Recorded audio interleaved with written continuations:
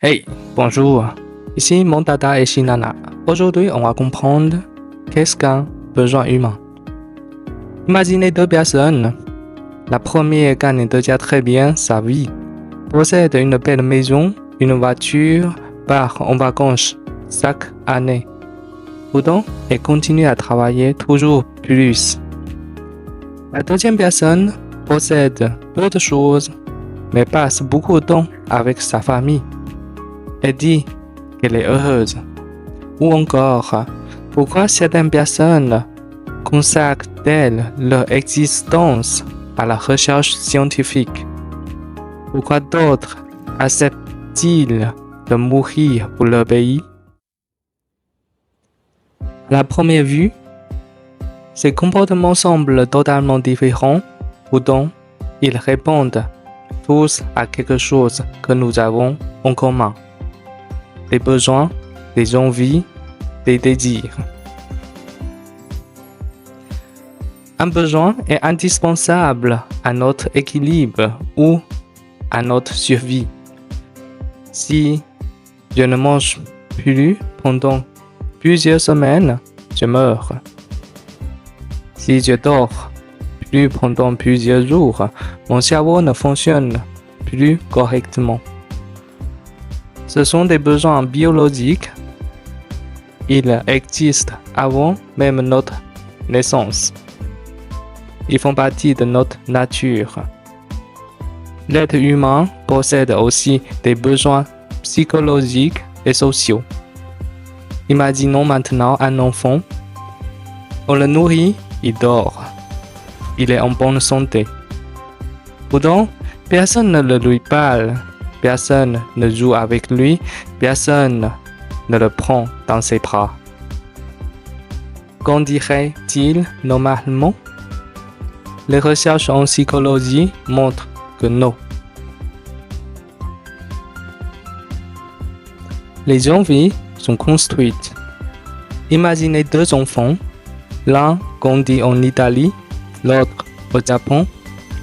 Quand ils ont faim, le premier rêve d'une pizza, le second rêve de sushi. Leurs besoins sont identiques, leurs envies sont différentes. Pourquoi?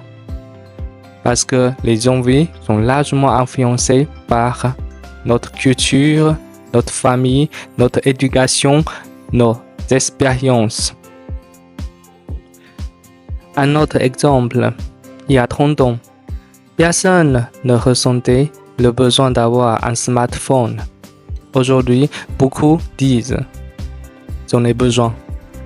Mais est-ce réellement un besoin ou est-ce une envie devenue très forte? Le désir est ce qui pousse l'humanité. Pourquoi explore-t-on l'espace? Pourquoi écrit-on des romans? Pourquoi crée-t-on des entreprises? Pourquoi veut-on devenir le meilleur sportif du monde? Pourquoi certains veulent-ils laisser leur nom dans l'histoire? Aucun de ces projets n'est nécessaire pour survivre. Il relève du désir.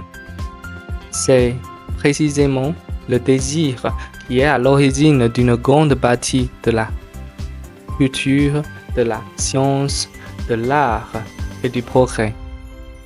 Mais il peut aussi conduire à l'avidité, à la domination ou au conflit. Il est à la fois créateur, mais aussi potentiellement destructeur. Pourquoi apprendre cette différence? Parce que cette distinction change notre façon de voir le monde. Par exemple, la publicité. Les entreprises ne créent presque jamais des besoins, elles créent surtout des envies. Puis, elles essaient de nous convaincre que ces envies sont des besoins. Deuxième exemple, les réseaux sociaux. Pourquoi ouvrons-nous l'Instagram ou TikTok 10 fois ou 20 fois par jour.